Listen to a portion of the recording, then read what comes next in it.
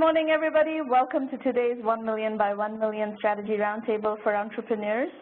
1M1M, as you know, is the first and only global virtual incubator accelerator in the world with the mission of helping 1 million entrepreneurs reach $1 million and beyond in annual revenue, build $1 trillion in global GDP and 10 million jobs. Everything is virtual. We are the first and only global virtual incubator. So you can find everything at 1mby1m.com, and this is our 245th free online roundtable. So this has been going on for a little while now, and we have met a lot of entrepreneurs through this process and have had the privilege of working with many of you over the years. And you know, as a result, we see trends very early. We see a lot of things that are going on in the industry quite at the very early stages and so on and so forth. So just a bit of housekeeping. If you are live tweeting the show, please use hashtag 1M1M. Our Twitter handles are at 1mby1m and at Stromana. You can follow either one of those, and we publish a lot of very interesting, rich content, very inspiring, motivational content, as well as educational content through the program, through the channels. And our YouTube channel is 1M1M Roundtables, and you'll find recordings of all prior sessions there, as well as other content. So again, something else that we recommend you subscribe to. These are the call-in instructions. We're not ready for call-ins right now, but I will put up these numbers and everything on the screen when we are. So this event is in celebration of our new book release. It's part of the Entrepreneur Journey series. It's the 12th book in the Entrepreneur Journey series, and it's called $1 Billion Unicorns. And there are 17 entrepreneurs who have built unicorn businesses that are profiled in a lot of length and depth. So you'll find a lot of details and nuances of how they got their companies off the ground, what strategies they've followed, and so forth, to navigate their entrepreneurial journey. And because we met them early on and we had a chance to really dig into their strategies of how they navigated their early stage journey, you will find a lot of insights on really navigating that early stage, which is one of the hardest parts of your entrepreneurial journey. And that's really where we have focused the 1M1M program on. And in celebration, it's my great pleasure to welcome Warren Weiss, general partner at Foundation Capital and a veteran of our industry. I've known Warren for many, many, many years. And in our conversation, you will often hear me addressing Warren as Bunny, because that's his nickname and that's his industry nickname. Everybody knows his nickname. So welcome, Bunny. Thank you. Great to be with you. Congratulations on your new book. Thank you. So today we're going to talk about a variety of different things, and hopefully in 30 minutes, you know, get a lot of knowledge out of Bunny's vast experience and fertile head into the audience's eager, anxious head. So let's start with your kind of overview of and synthesis of what you feel right now about the industry, about ventures, about how to build these unicorn companies. What have you learned? What have you seen? And what are you thinking about opportunities for future unicorns? Yeah, great. Thank you. That's a broad, we could spend 30 minutes on that question, but to kind of net it out for you, it's really a great time to be in very early stage venture, which is what Foundation Capital does. And the reasons are that disruptions are at every level of the enterprise. And we not only see that on the enterprise side of venture, but also in the consumer side, and it's primarily driven by mobility and being able to have conferences and the freedom to do the things that you're doing just today in this session. So for Foundation Capital, I focus on the enterprise market. Every space of that market's being reinvented. What we've known as security in the past, where you built the higher and higher wall to keep the bad guys out, is completely broken. There is no perimeter. There's a great opportunity in security to build a unicorn-like company, and some of the examples in your book point that out. Analytics is also being reinvented with high-speed databases, cloud computing, user interfaces that look like consumer sites from a consumption standpoint are incredibly exciting. We've seen the explosion of apps in the SaaS market as well, and just the whole cloud computing stack itself, where you're lowering the cost of everything from bare metal computing to databases to operating systems. All of that's getting compressed tremendously, so it leaves entrepreneurs with just a very unique opportunity to start companies for hundreds of thousands of dollars that took $10 and $20 million just a decade ago. So let's talk about a couple of your portfolio companies where you have had, significant success. And what I want to understand is, again, a synthesis of what parameters have made them so successful. Right. The classic thing in venture capital, it's all about large markets, large markets, large markets. There are many other attributes that make up a successful company that can get to $1 billion in market cap. But if it's not a large market, it's very difficult to make it happen. So I would encourage your entrepreneurs to really be intellectually honest about the market size. Two of the most recent examples that I would use, my partner Charles Moldau, who's on the board of a company called Lending Club, which went public in mid-December, it became very obvious that the financial services market was yearning for a different way to do lending, for consumer lending, for loans, that average around $25,000. If for those of you that even start businesses that either try to get a small business loan or a personal loan, the hassles that you have to go through with a bank to get this done, especially when you're building intellectual property that doesn't initially have a lot of value like a tangible asset, you find it impossible to get your business off the ground. So, even for folks that want something as low as combining their credit card or buying a car, Lending Club is a company that obviously was in a multi-trillion-dollar market. And the disruption in this case was for the company to build a marketplace where you could be both a lender and you could be a borrower. And the match between those, as we know, in marketplaces is incredibly efficient.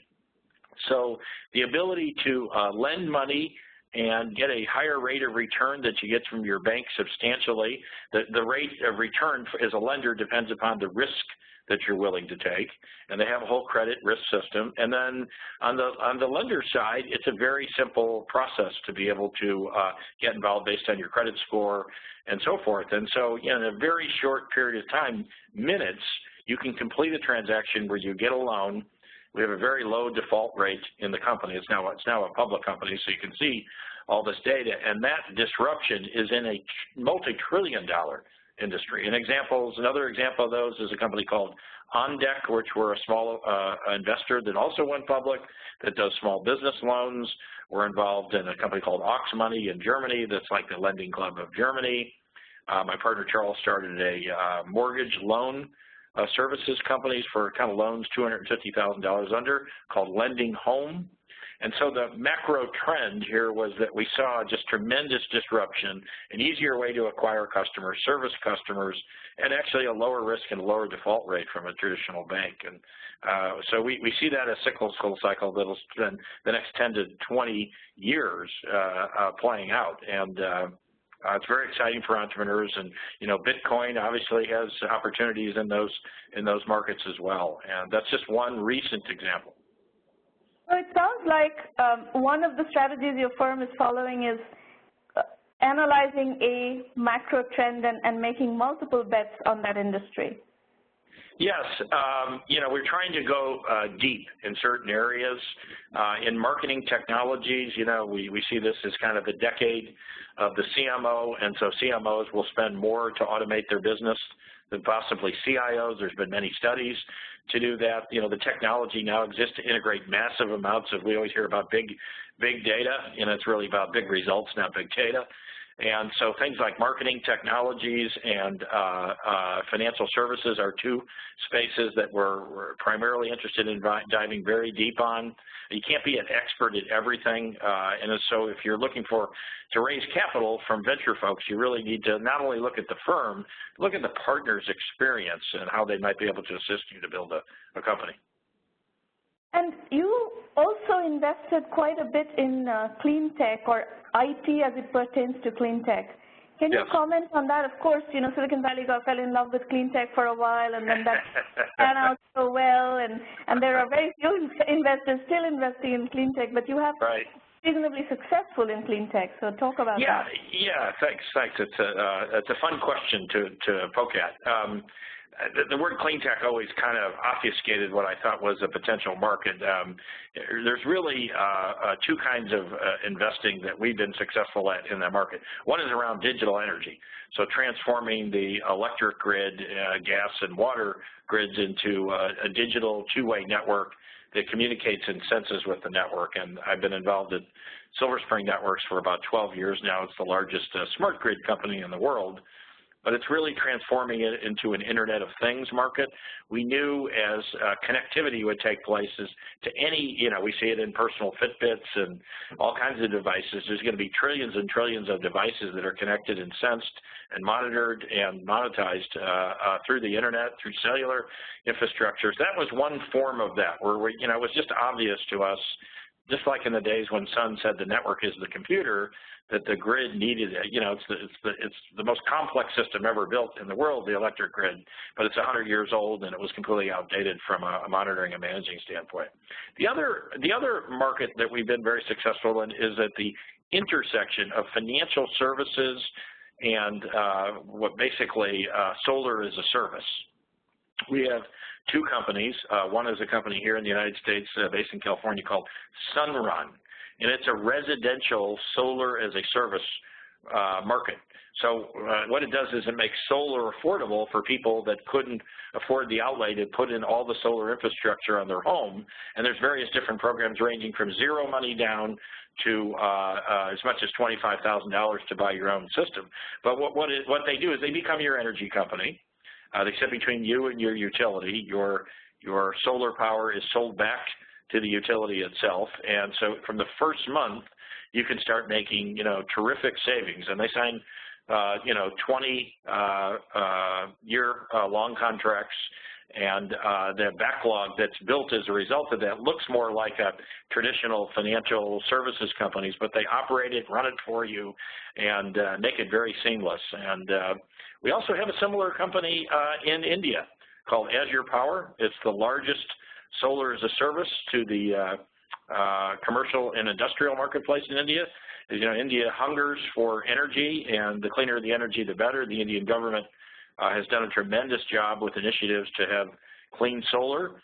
And so Azure Power is another company that is the largest independent company of solar as a service to those marketplaces, and we expect great things and from both those companies. And the real gem here is seeing that there was a new way to do business. So it doesn't only have to be an intellectual property breakthrough, it can be an innovative business model breakthrough that allows millions and millions of customers to participate in something they couldn't afford or didn't understand, didn't have access to. And so all three of those examples are things we've been very successful in. It was another deep focus for the firm starting back a decade ago. So I hear a theme in what you've described of financial services, creative ways of playing the gaps or you know, issues in the financial services market. So I want to ask you for your thoughts on the small business financing market. And I know OnDeck to some extent plays in that market for a particular category of companies. Lending Club even borders on a little bit of that market, although it's primarily consumer lending. What we see, you know, we work with very large numbers of small entrepreneurs, and while there's a bit of a bubble in the angel financing, seed financing area right now, but you know, like in 2013, there were 70,000 angel finance companies, and then there were only 1,000 venture finance companies. The truth is, if you look at the exit-oriented angel financing model, 70,000 exits are not going to happen. Right. That's not viable. And, right. and 70,000 venture financings are not going to happen. However, you know, if you can get, you know, $100,000, $250,000, maybe up to even $1.5 million in the hands of small entrepreneurs, they can build robust businesses. They won't build necessarily venture capital style right. businesses are scale businesses, but they will build robust $5 million, $10 million businesses. And that is a complete underserved or unserved even market. This is also a fun one to tackle. There are many ways to make money in the world, and I think you should deal with people that have built businesses before. There are many ways to crowdsource money on the internet now and get people involved in these things, but the personal mentorship that it takes to build a business, what can go wrong always goes wrong. It always takes more money. It always takes longer. And if you're dealing in a world that's not venture capital style returns, but really nice returns, I think it's very appropriate that you're working with someone where you take enough money, but not too much money, where you've put yourself in a situation you just can't grow into the size to get the valuation and the kind of returns that are going to make your investors happy. And I probably spend a lot of my life talking people out of taking venture capital money, because not everything can be a unicorn. Not everything can be a 10x return. If you're a really small business, your goal should be, the first thing should be to be a very successful small business. And the best way to do that is to get customer money. Customer validation is what's absolutely critical here. Whether it's a technology business or you're opening a hardware store or, a dealership or whatever the case may be, try to deal with experienced people. Your job is to not raise money. Your job is to build a company. But if you can find experienced people in the particular domain that you're wanting to work with, you'll be much better off. So the synthesis of what you said is, one, bootstrapping with customer money, two, trying to get people who have experience in the domain involved in the business to get enough mentorship to be able to navigate it efficiently. Yes.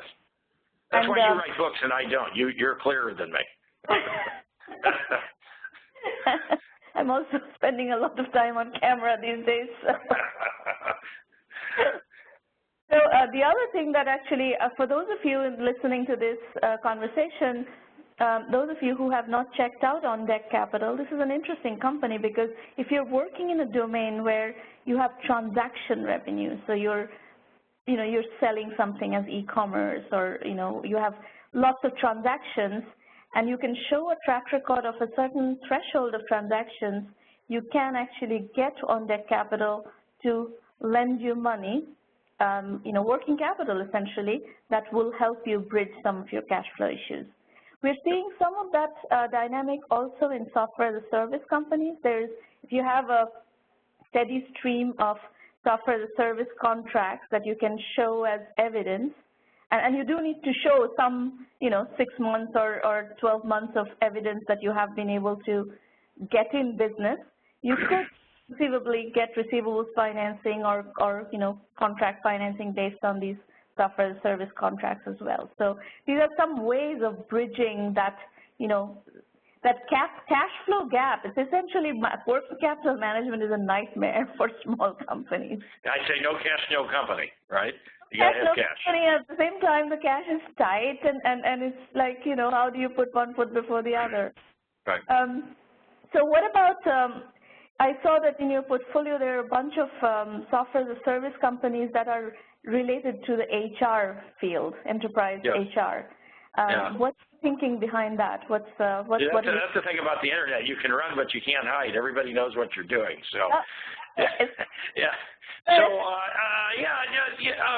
two I'll mention briefly. One is a company called Silk Road Technology. It's kind of a mini Workday, if people are familiar with that. It's a human capital management system for small businesses. These are businesses that could be as little as 50 people that didn't have access to a full talent management system, HR, system of record, performance compensation management, simple, easy to use, self-service.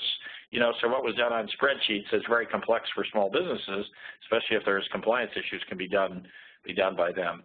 The other company is a really interesting technical breakthrough, and I think will change the way analytics are presented. There's a company called Vizier, and it's based in Vancouver, Canada. The original team did a company called Crystal Reports a number of years ago, the first OEM SQL report writer. They're brilliant people. They've come up with a way to use English as a metaphor to build analytics. You ask questions in an English business form, it gets converted to business metadata, and it gives you applications today like workforce planning and workforce analytics. And these are questions that always get asked at board meetings, that someone says, well, I'll find somebody to go put together a spreadsheet to answer these questions for. They could be things like, tell me workers between 25 and 35 that are in China, that have experience, that are multilingual, that have served these kind of customers in these vertical markets, and none of the system of record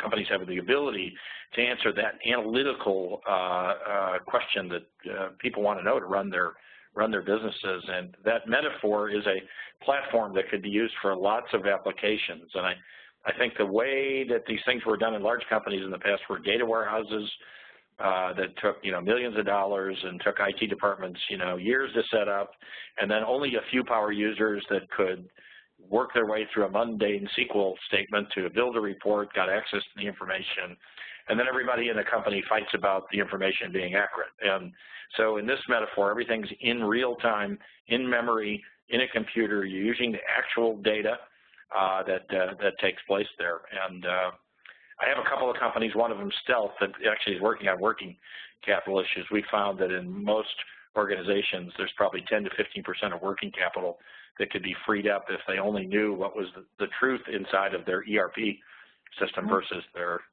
data warehouse. So very exciting field. Analytics are really across the board in almost every domain will get reinvented in the cloud with a SaaS application. Absolutely. So obviously this is a very, in our face trend right now, analytics and big data and so forth. The other one that you talked about, which has come up a little bit in our last fall programming as well, is these, software that were once available only to the very, very large enterprises now being available to the very small enterprises.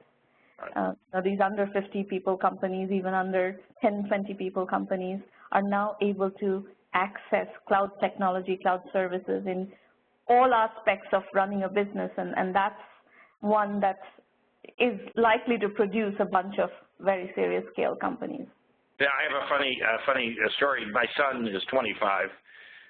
He's changing jobs, and the new employer he went to, one of the world's largest software companies, said, we run on Windows. And he said, I can't go to work for your company if you run on Windows. If you don't have a Mac and all the applications that I use to automate my sales and marketing and analytics process, honestly, I wouldn't come to work there. And so they're getting him a Mac computer. It's just sorry. So in terms of the company, folks, those of you who are listening, one of our case studies that has done phenomenally well in this catering to the very small business area, by the way, is Zoho. The case study is in the book. This company is now doing $300 million a year in revenue, and it has the entire, CRM suite, a whole bunch of the mail, and it's a competitor to Salesforce.com in places, to Google in places, to Microsoft in places. And so as Sridhar Vembu, the entrepreneur, puts it, they are building an operating system for running small businesses on the cloud. And the company actually is completely bootstrapped, 100% bootstrapped. There's not an ounce of financing in this company, which is a spectacular piece of achievement, I think. Yeah. Very hard to do, but he's done it. So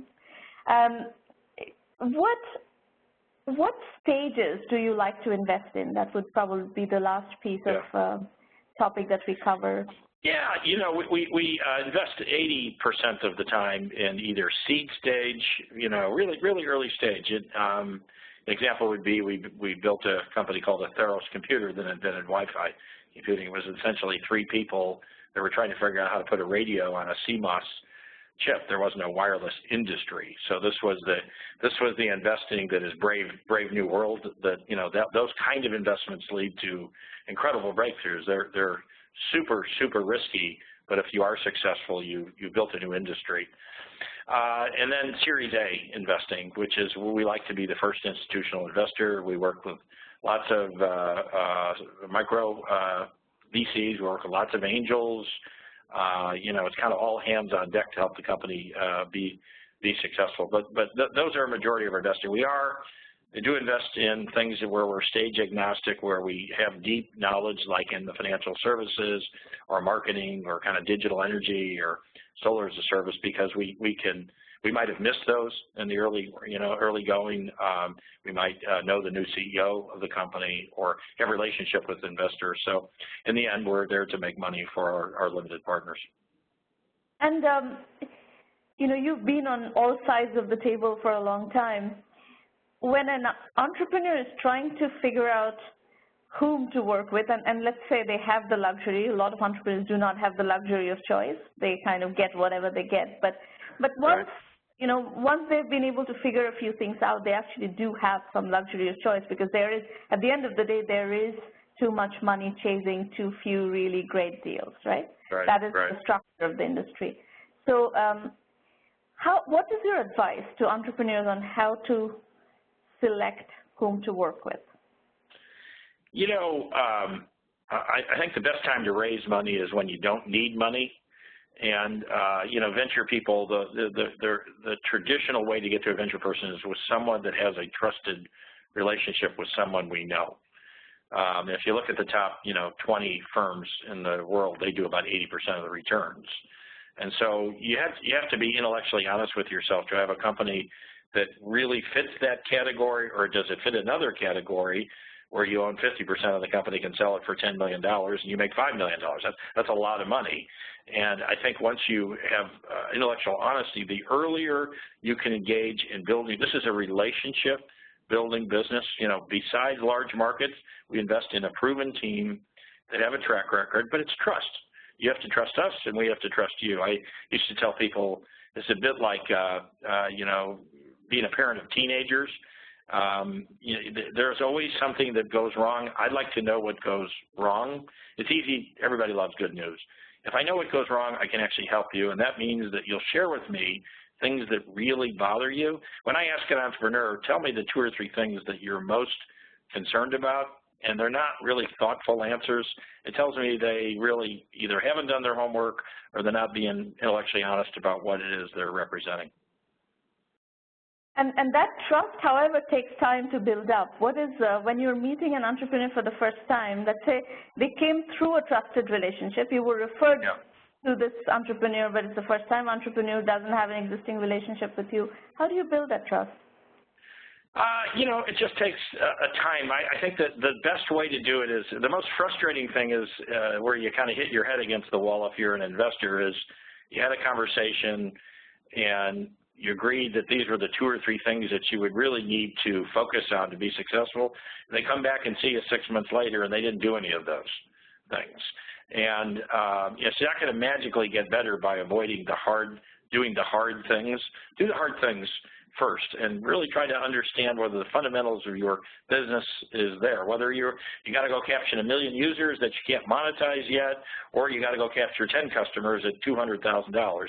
In the end, it's kind of a simple math thing. Can you get enough customers to create a business, as an example, that can do $100 million? That's a pretty extraordinary business. If you can do that in 7 years, if you're using venture money, our money's really expensive. You don't want to use our money unless you really think you're into some accelerated growth stage. The last thing I would say is, when you're dealing with people that say, I have to put $3 million to work or $50 million to work, that to me is a warning signal for an entrepreneur. The investor ought to be able to put the appropriate capital that you need to scale your business without over-capitalizing the business too soon. Nothing ruins a company worse than having too much money too soon, where you haven't run enough analytical opportunities to really understand the business that you're investing in. But that is a trend, though. There is a lot of non-disciplined or undisciplined, I don't know what is the word, investing going on right now. Companies are getting flushed with cash and developing very bad habits. And this is a real trend, and it's confusing a lot of entrepreneurs and the industry in general. Well, I used to see that bumper sticker in late 2002, said, "One more bubble, please." Well, we probably are there in many respects. I think many of the companies are better, but beware. You can't put that much capital to work that quickly and have that many successful companies. It just doesn't work. Well, and the other thing, of course, right now, because of this obsession and huge amount of media coverage around the concept of unicorns, is people are obsessed with valuation. So artificially high valuation doesn't create very strong companies either. Great point. Great point. Nothing ruins a company than getting ahead of your valuation when you show up at the next round and tell your employees your company is now worth 25% of what it was.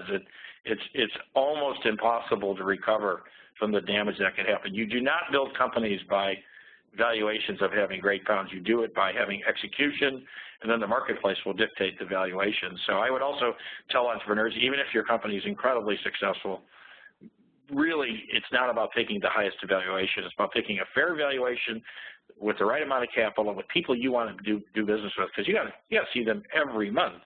If you're dreading seeing them, no valuation is going to make up for that.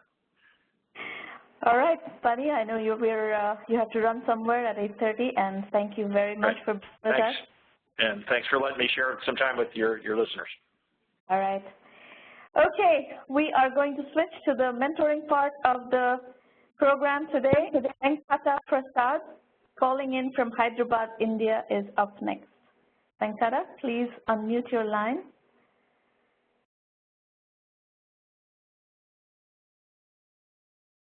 Are you on the call?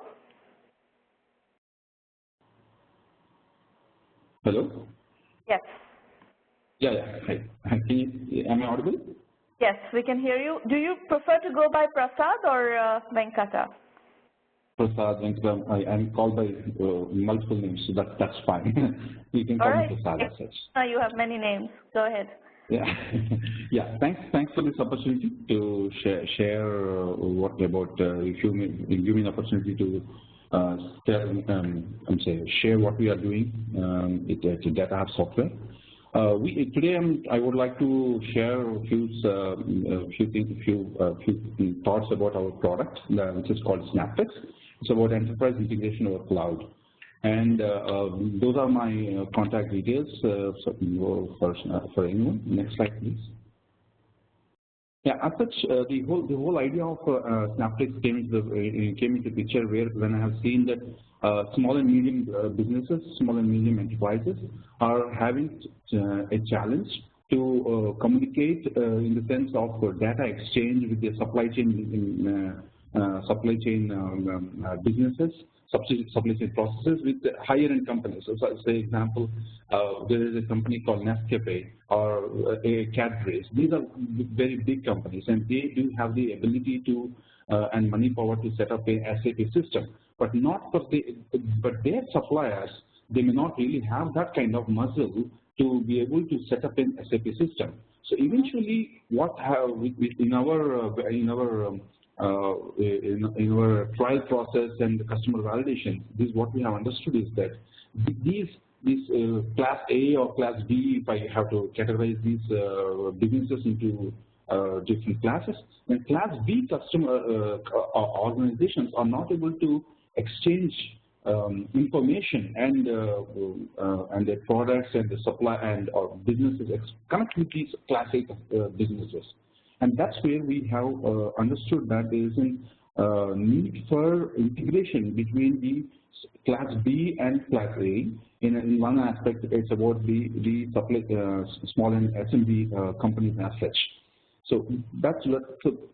So in sense, say example, if you can see here, if I have tried to put down the pain point as I mentioned here, there we have quite a lot of mom and pop shops and SMB enterprises, but they can't actually invest money on integration with each and every supply chain system. That's where we come in. We are here to connect these small and medium businesses with another small and medium businesses or the bigger enterprises, so that they can exchange and order information that comes from the big organization to them, and they can also send the data in the format that the big enterprise can able to push it directly into the ERP system. Today, it's actually primarily happening with the exchange of the Word document or a PDF, and they actually have to come back and type it in their ERP system manually. We want to cut that out because that's actually decreasing the speed of business that they can grow with, because they are not able to process that many number of documents. If you can please move to the next slide. Yeah, so this is where we are. Today, if you can see the point 5, which is slide number, point number 5, which is today we are able to, Snapptrix is able to process 6,000 documents in 1 hour. And that's because of the integration system that we built in, where we have pre-configured connectors between major ERP systems and accounting systems. And the business just has to come and register with us, and they can configure the connector between 2 ERP systems, 2 accounting systems, or any other cloud-based system which fit their workflow system, and streamline it connected with their existing system through an email or FTP system. And it's all automated. Basically, the moment the file comes in, which is a purchase order, sales orders, some of any other information, that get transformed into the format in which the big enterprise can read into their ERP systems and accounting systems, and the whole process is completely streamlined. This is all through the API system that we have, which is completely configurable by the customer themselves, in the organizations themselves. If you can move to the next slide, please. This is try to put a quick picture of a small aspect of it. So we also have the opportunity where an e-commerce system can use our system. The moment, like the example, I have a store on Shopify. So whenever I get a purchase order or sales order on my store, I don't need to again enter that into an accounting system or another ERP system. I just need to, Snapptrix is there, which connects these 2 systems, and the complete order gets say from point A to point B with various hops of transformation, goes and reaches its destination in the right format, saving literally huge amounts of hours and money of doing this all manually. Next slide, please. These are a couple of the customers at this point? Yeah, we do have 10 customers. And we have actually launched this with, that's in the next slide, anyway, and maybe we can also go there. Next slide, please. No, the next one maybe.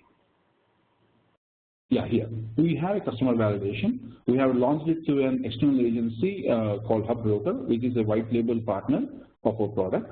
And we have 10 customers, 4 are paying, 6 are non-paying. They are on trial mode now for past 2.5 to 3 months, and the paying customers are there from past 8 months. And we also have a couple of testimonials from these customers about how successful our solution is.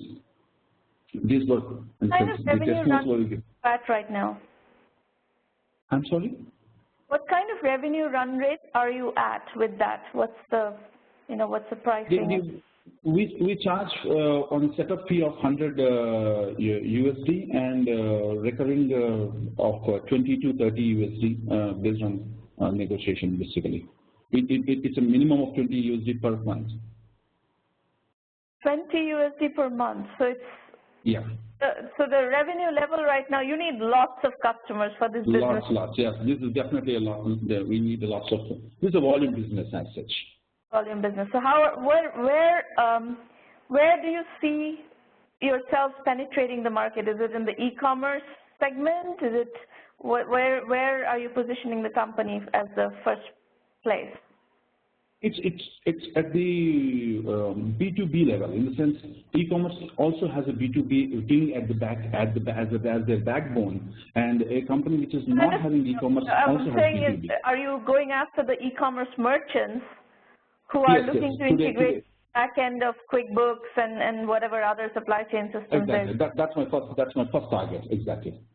Okay. Okay.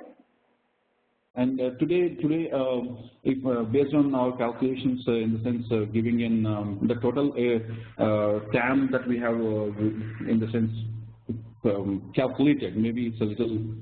We have taken only a small part of the total possibility. Total accounting systems covering economic, QuickBooks, FreshBooks, Tally. This itself comes to about 600,000 businesses which are using these integrations, in the sense accounting systems. And there's actually a lot more. What we are trying to see is that which are the businesses that actually may need this kind of a solution. It's about 600,000. You already have this integration in place, right? True, to an extent. There are also a couple of other companies which are doing this one. There's no doubt about that. But the market is quite huge, definitely. So what I'm saying is QuickBooks, for instance, offers integration with Shopify, for instance, and with the other e-commerce merchant solutions. So I guess my question is, your positioning where the two big players already are integrated, kind of, isn't it? No, that's true. Maybe it works for QuickBooks and Shopify, but our integration is not one-to-one, it's many-to-many. Say, example, it is between Shopify and Tally, Shopify and FreshBooks, OpenCart and Tally, OpenCart and FreshBooks, OpenCart and QuickBooks. Because there are quite a number of... so what you're saying is you come in and do all the integrations, and is that this $20 USD is like all the integrations, or it's one integration? No, one integration. And so we have all these integrations already done, but this $20 is for every one single integration that they are looking for. And that's actually $20 is also if the number of orders are less than 100 per month. If they go up, there is another subscription plan that we have. All right, so let's do your questions. I'm going to answer your question. The first question, best way to reach SMB decision makers in the global market. In the context of your business, the issue here is that you are going to have to do this as an online customer acquisition strategy. You cannot possibly go visit people or even call people if the deal size is that small. You know, your deal sizes are very small. So you kind of have to market and not sell. You kind of have to get to being able to do this in a, without a very high touch sales model. And that's going to be complicated. So I actually don't see any point in your setting up offices in UK, Canada, and blah, blah, blah. That's not the way you're going to scale this company. The way you're going to scale this company is figuring out online channels for lead generation, maybe through Google PPC, SEO, and so on and so forth. And then perhaps closing on the phone. You will, given the nature of the business, I don't think you'll be able to avoid having to do that phone touch point. But that's, you have to do that whole call center telesales from India. I don't see the point of having UK offices and Canada offices here. It's the reason I was asking also that question is that, say, giving the like I said, sense of confidence that we can really do it, because a lot of people are doing it. We have portfolio, we have companies in the program who are doing it, and we know of a lot of companies who are successfully selling to international customer bases from India with Indian telesales call centers. So you're going to have to figure out, you have to learn how to do it. We teach a lot of this stuff in the program on how to set it up. So even if your market is UK or Canada or any other market that you want to get into aggressively, you still need to be able to sell from India, because at this price point and at this stage of the game where I imagine you are a bootstrap company, you can't really waste money setting up expensive offices elsewhere, and that's not going to buy you anything. Okay? Thanks. Thank you so much. You're welcome. Michael Savai, you're up next. Okay, can you hear me? Yes. Go ahead. Am I on? Yes, you're on. Okay. Well, thank you for having me. Whatchamacallit? Sorry. Yes, so I'm Mike Savoy. I'm in Denver, Colorado, U.S., and I am basically in the hardware automation space. Thank you. Yeah, my company is called Frostbyte Technologies, and we're working on developing a solution for autonomous snow removal. Currently, the robotics is growing. There are obviously robotic vacuum cleaners out there. There are robotic lawnmowers, robotic pool cleaners. So I'm sort of entering into a new product, but an age-old problem of snow removal. Next slide. So my target customer that I'm essentially going for is probably busy families, elderly. I know I'm usually thinking of my mother when I'm developing this. She lives in New York where it does snow, but she's older, and getting out there and shoveling snow is probably not one of the more exciting things or safe things for her to do. But I'm essentially dubbing it the Roomba for snow. My customer acquisition, I'm still basically in search of a business model in terms of the best way to go to market, whether it's working with, say, more landscape professionals who would go and set this up and then monitor it, who would already be doing a snowplow business, but they would be able to essentially expand their business by setting this up and taking care of customers that way, as opposed to option B, which would be to go retail and just go business to customer through some sort of retail or web outlet. Is it complicated user experience to set it up and get it going to learn how to use it? Is that a complicated user experience? For right now, I mean, we're still in the, that's actually what I'm working on right now in terms of the user experience, because I have no customers. We're basically trying to build get the first couple of prototypes out there so that people can get their hands on it and use it and obviously get our feedback. So ideally in 12 months or so, we'll have the autonomous portion of it in there, so that way the customer can go out, set it up, and then it would essentially run in the background once the sensors indicate that it is snowing and it's the appropriate temperature below 0 degrees or 2 degrees Celsius or so. So that's one of the things that we're. Not very easy to use, kind of plug and play, just take it out of the box and start using it. You are kind of better off going through some sort of a service model. Having said that, there are people who are very handy and can set these things up are willing to set these things up, in which case something like a Home Depot or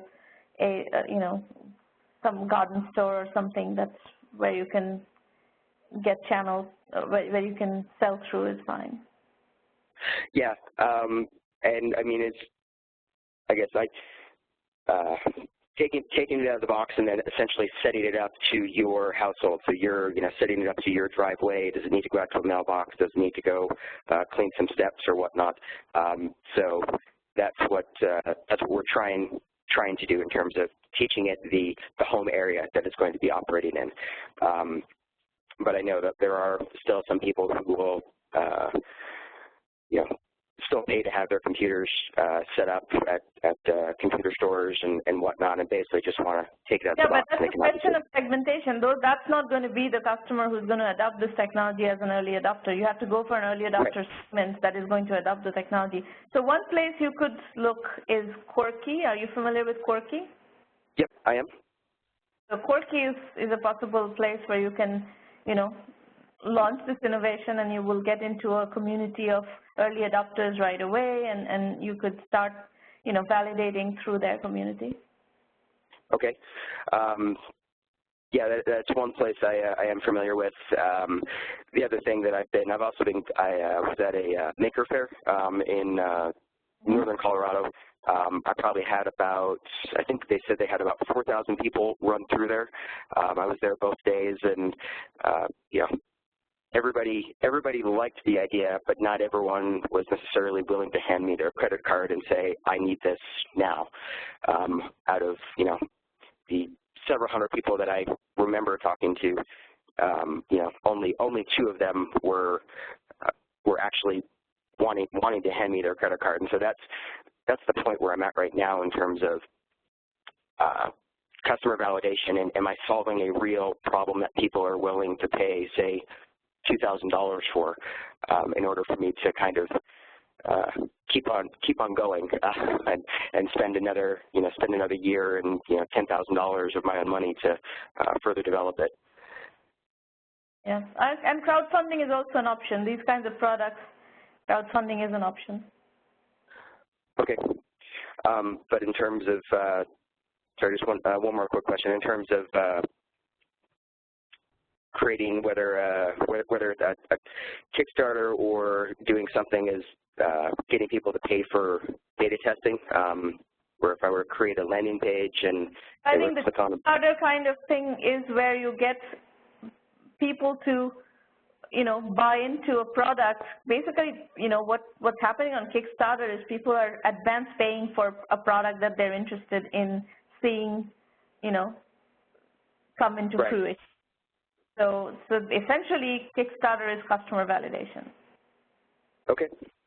If you can run a successful Kickstarter on Indiegogo campaign and get a set of customers around you who are willing to advance pay for the solution, then you've got your customer validation, and then you have to deliver a product that meets their satisfaction or it's going to all fizzle out.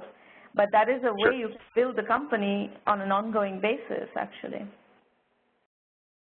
Right, and I guess I was trying to see if there was any what I could possibly do before Kickstarter to see about any validation, but more and more signs are pointing me that road. So I think you have a pain point that you're solving that I think people want to solve. That's not the issue. The question really is, how good are you, a robotics designer, to come up with a product that is compelling?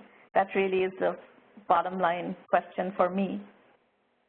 Because I've lived in heavy snow zones. I'm sure everybody who lives in heavy snow zones are interested in something like this. It depends on what price point do you, position it at, and at what price point is the market willing to buy, and so on and so forth. But the problem is real. If you have a robotic solution to snow shoveling, that's fantastic.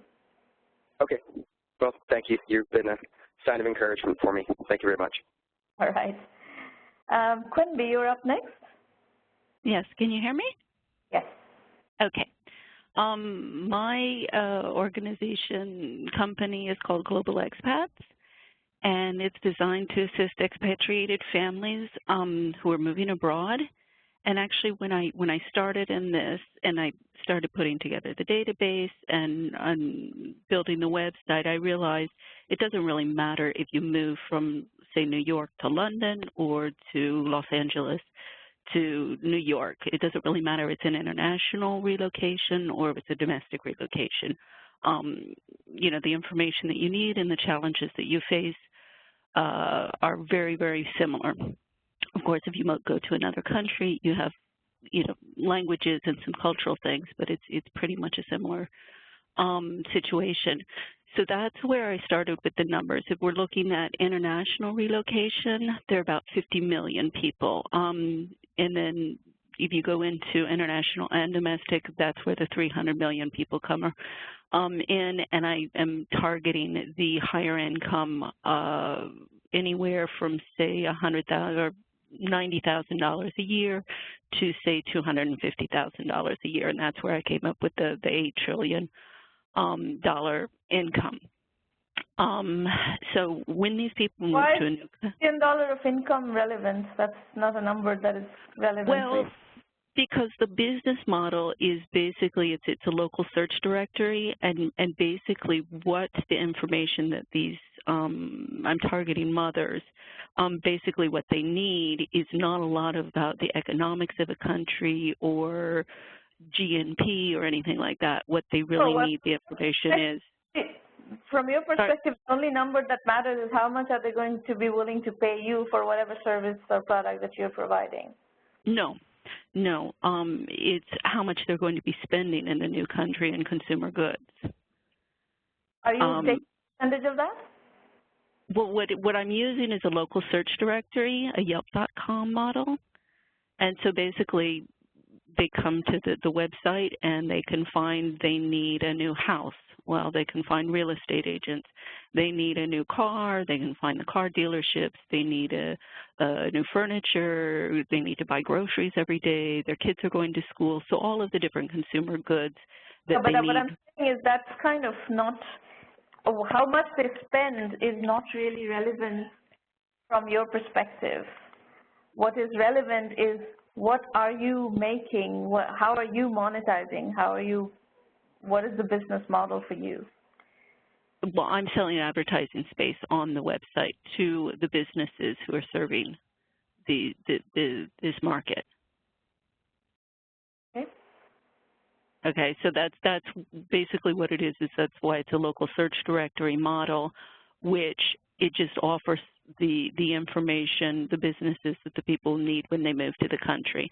And that's where I have the three different, there's the advertisers, which is where I make my money, most of the money, selling to all of these different, the real estate, housing market, the banks, the relocation companies, all of these different industries.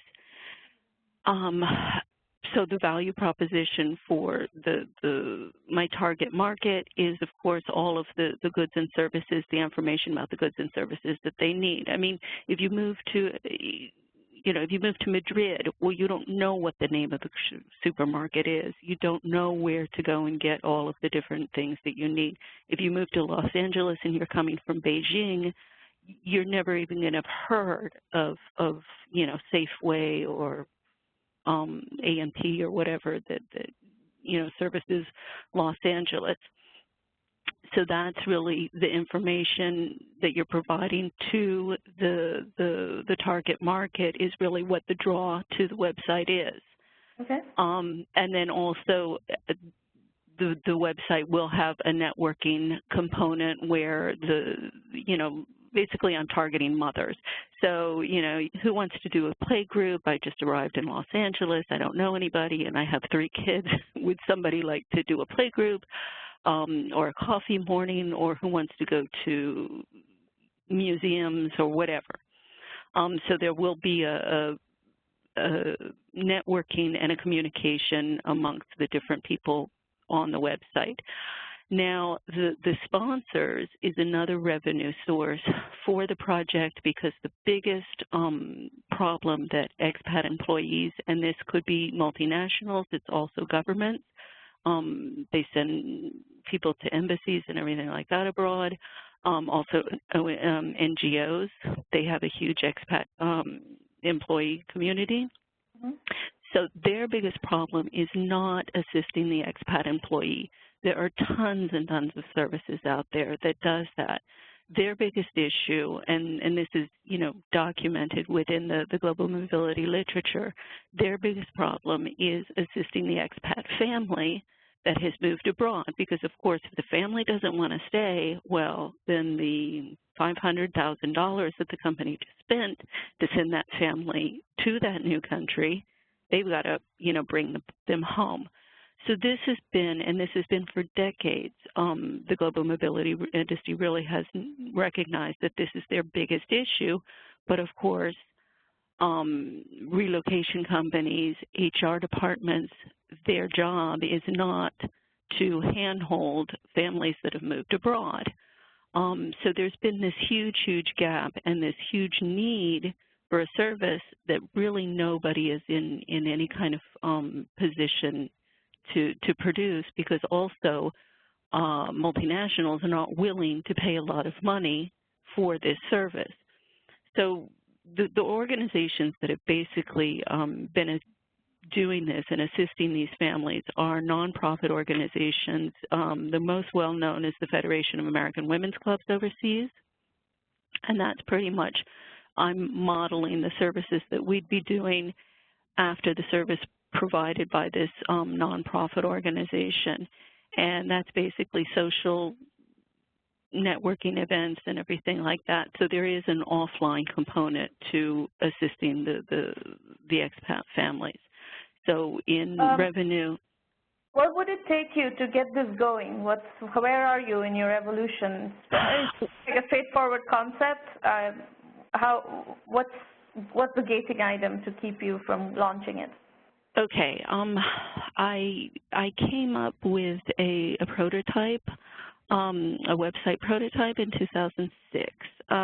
My ex never wanted me working, and this has gotten into an international divorce and litigation and everything like that. So it's taken me 7 years to get a new prototype up. I do have a new prototype up, and in fact, yesterday, because I have been looking for somebody with web experience who can put the project together, not just a web designer, but somebody who understands you know, all of the different components, because we do have to look at user experience, all sorts of different things. So I've been looking for that for a long time, and someone who has more experience than I do in sales. And I spoke with somebody yesterday who's interested, so that's a move forward, because I have been putting the prototype with absolutely no money, and been trying to find you know, the technical assistance I need and the sales assistance. I do believe that's moving forward, and hopefully within the next couple of months,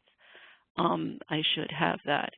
And in fact, I have become, this is another component of the project, was a little kind of off the side, but it does have a lot to do with this, because my target market are mainly women who have left the workforce to take care of their children and in deference to their husbands' careers. You know, women who are out of the workforce for 10, 20 years, if they get a divorce or for whatever reason they come back into the workforce, it is extremely difficult to have any kind of experience recognized. So there's a lot of things that you know, I've been facing in the past 6 years or so that it is being integrated into this. I do want to build this network of women that we can address a lot of these issues. A lot of it is what's happening in the divorce courts. When we don't confuse your personal issues with the issues of the business that you're trying to build. If you're trying to build a service for expats, you know, women and homemakers who are relocating to a different country, don't confuse that with your personal issues of being out of the workforce for 10 years and getting divorced and all that. These are two completely different sets of issues. Well, the thing is the biggest challenge and the biggest reason that most of these women don't move abroad and won't accept these positions for their husbands is because they have to give up their careers. So that is an issue that's important to address. Something you can address by a relocation service.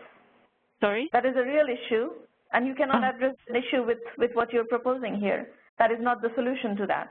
Learning where the supermarket is not how you solve an issue of giving up your career to move to some place where your husband is being offered a job. Well, there's several solutions in that.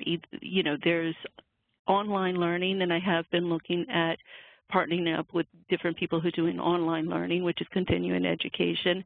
There are about 3 or 4 websites that are targeting the expat communities in terms of career job search websites, so I want to partner up with those. The biggest problem with that segment is visas and immigration allowances. Sorry? The biggest problem with that segment is visas. Not for the family and not for the spouse. Most of them, if they have any visa issues, it's connected with their spouse who's working. Yeah, and if they move because of the spouse's work, the spouse gets a visa to work, but the other person, let's say the guy gets the job, and the woman who's moving under in the U.S. system, it's an H1 versus H2 visa, I think. H2 visa is not allowed to work. Okay, well, there is a whole organization, it's called Permits, that's addressing that. I don't want to discuss this right now. This is not productive for me to discuss this with you, but I think if you're trying to do a relocation service, don't try to address, focus on the people who have decided to move and then making their move smoother. Don't try to convince them to move. That is a different problem, and it's not so easy, and it's not within your power to change that. Right. I mean, that's not really my intention, because most of the people that we would be going to have already moved or have made the decision to move. Right. That's your target market. Your market is people who have already moved or are in the process of moving, who have already made the decision. So whether people are reluctant to move or resisting to move, it's not your problem. Well, I mean, the thing is if it's easy to move, if you have the resources, if you have the tools, then you're more likely to move. No, I don't think so. If it's a question of giving up your career, knowing where the supermarket is absolutely no reason to move. Well, the thing is there's not one. How can I say it? There's not one issue. It's not like, well, no, I'm not moving because I don't know where to buy the certain things. That's one of the problems I'm having. So what I'm trying to do. That's why people refuse to move, honestly. I think that's a gross misperception or misunderstanding of the issues of why people do not move. Anyway, I think I've given you feedback. Think about it. And okay. So your best bet would be to get something going. Right. And focused, not all over the place, not trying to solve problems that don't belong in your problem domain. Focus on the problem of people who have moved or have made the commitment to moving, and then what is the directory service that you're offering, and how do you get that going? How do you monetize that and get it going? Because it's you know, you've waited 6-7 years already. It's time to get moving. Right. I mean, it's not that I've waited, believe me, but I agree. It's time to get it moving, and that's, you know, what I have been trying to do. All right. Thank you. Good luck to you. Okay. Thank you. We're going to move to the next segment. Folks, if you like what we are working on here, please refer 1M1M to 10 serious entrepreneurs in your network. And the reason I use the word serious in caps is that we see a lot of entrepreneurs that are kind of fly-by-night. They're not going to put in the work required to build a serious company. And building a serious company is a marathon, not a sprint. It takes many years to build a serious company. So it's going to take, you know, it's going to take a real commitment and real commitment to do the heavy lifting to actually make something happen. That's the kind of entrepreneurs we are looking for, people who are willing and interested in putting in that kind of work. So I'm going to give you an overview of how we, you know, what we offer in 1M1M and how you can use the service, and then we're going to open the line for Q&A. So I see Keshav Meda's hand up for questions. We will get to it. I need another 5 minutes to complete this segment, and then we're going to get to Q&A. So hold on for a second. Now, once again, 1M1M is the first and only global virtual incubator accelerator in the world. Everything that you will find in terms of our resources are at 1mby1m.com. We have a terrific blog, and a lot of people have learned a lot through that over the almost 10 years now that this blog has been in existence. We also have the Entrepreneur Journeys book series, of which we have 12 books, and you can find all the books in electronic format on Kindle from anywhere in the world. The first 4 books are also available in paper book format from Amazon and Kindle. Now these books basically are combinations of case studies, analysis, and synthesis, and they double click down on specific topics that we deal with. So we have books on bootstrapping, various nuances of bootstrapping like bootstrapping using services, bootstrapping with a paycheck.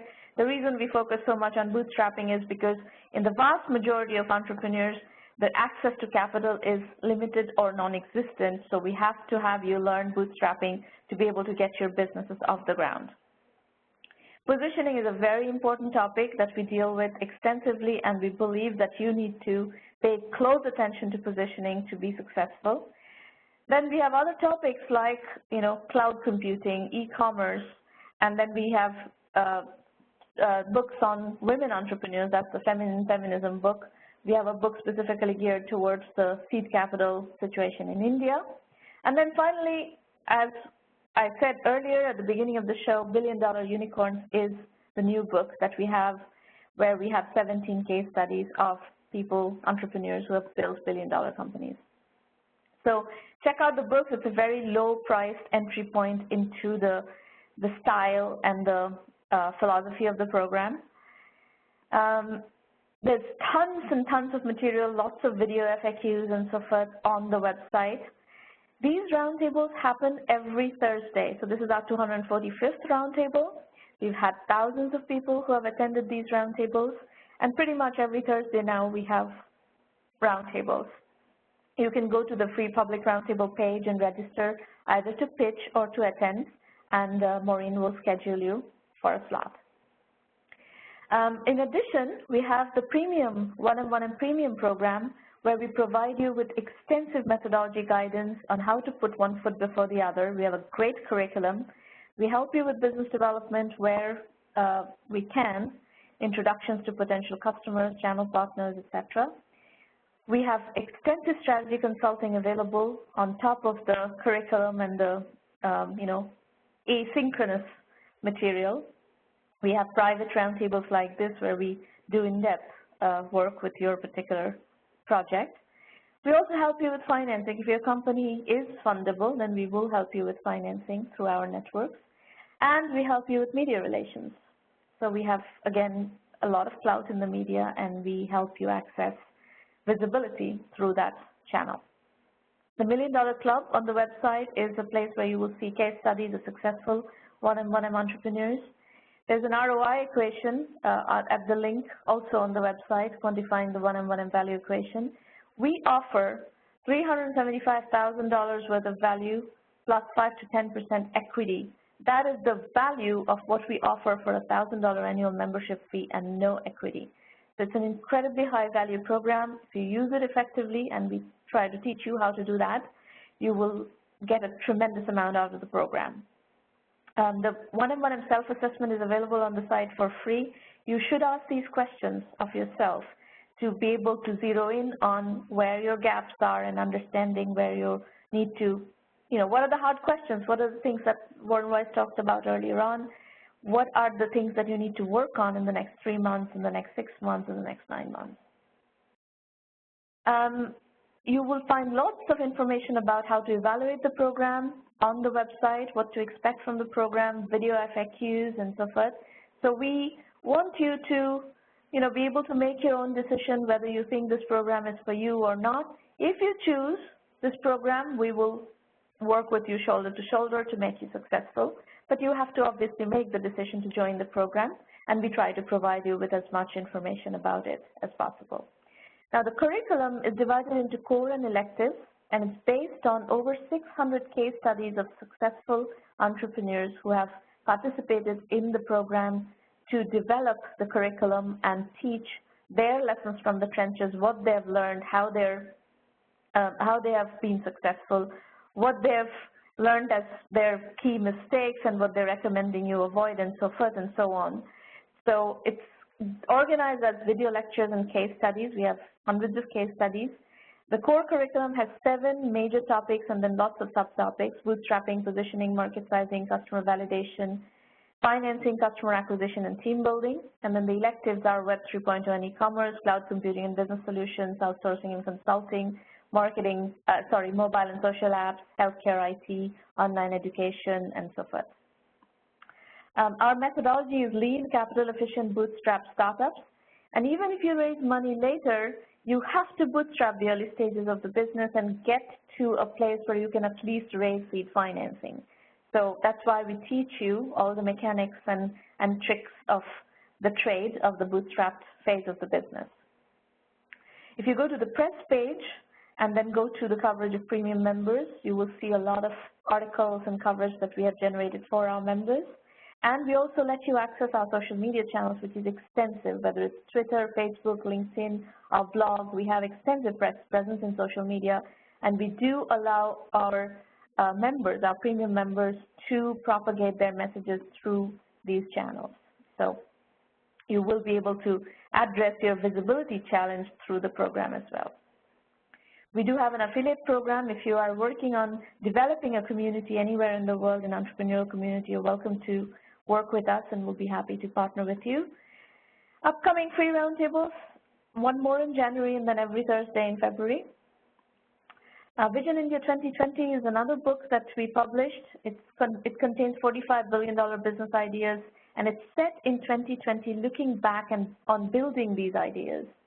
And I call it a futuristic retrospective because we're looking back from the future on building these companies. So it's an interesting take on ideas and problems and how to solve them. And it uses India as kind of main market or main hinterland, but a lot of the emerging markets would have the dynamics of what we deal with in Vision India 2020. So it's an ideation book, effectively. The Incubator in a Box program that we have enables a lot of our partners to launch incubators or to expand their incubation capabilities anywhere in the world. So we have a lot of corporate partners, we have government partners and so forth who are using this program to either launch or expand their own incubation capabilities. So bunch of books that you could check out that are from the last about 6 months: Carnival in the Cloud, Bootstrapping with a Paycheck, From E-Commerce to Web 3.0, and of course the Billion Dollar Unicorns book that is currently being launched. So now we're ready for Q&A. If you would like to call in, you can use these numbers to call in and follow the instructions. You could also ask questions in public chat, so set your chat to send to all participants, and you're welcome to ask questions. This is also a time to introduce yourself. This is a networking part of the program, so if you want to introduce yourself, who you are, where you're dialing from, what are you working on, and you want to meet other people in the room, you're welcome to do that.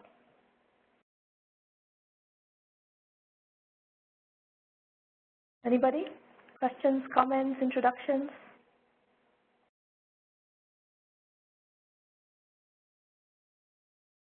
No?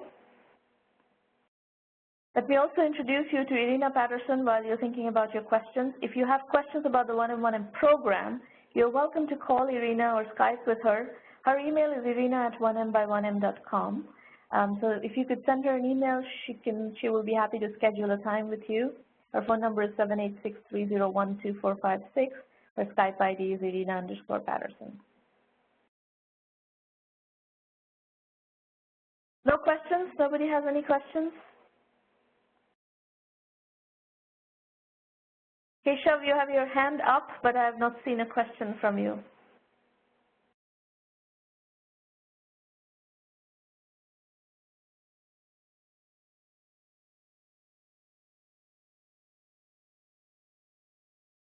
Would you like to ask a question?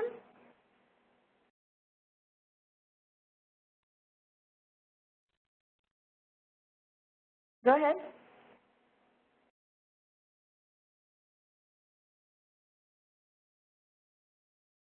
Do you want to ask it in public chat or do you want to call in?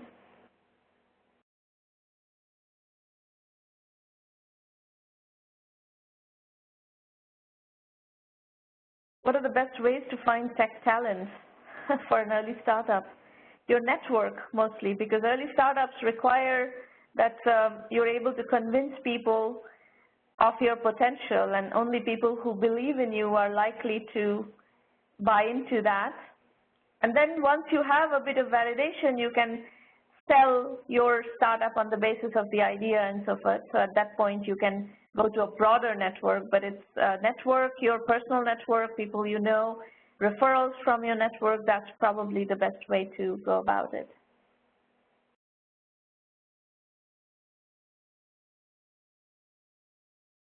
It's not easy to, right now the technology market is very, very hot around the world. Tech talent is in very high demand, and there really is a talent war going on. So to convince somebody to quit a high-paid job or, disregard many other high-paid job offers to come and join your startup where the pay is going to be less and there's going to be an equity upside, you need trust. And that's just something that you will not find with strangers. Trust takes time to build. Okay? Anybody else?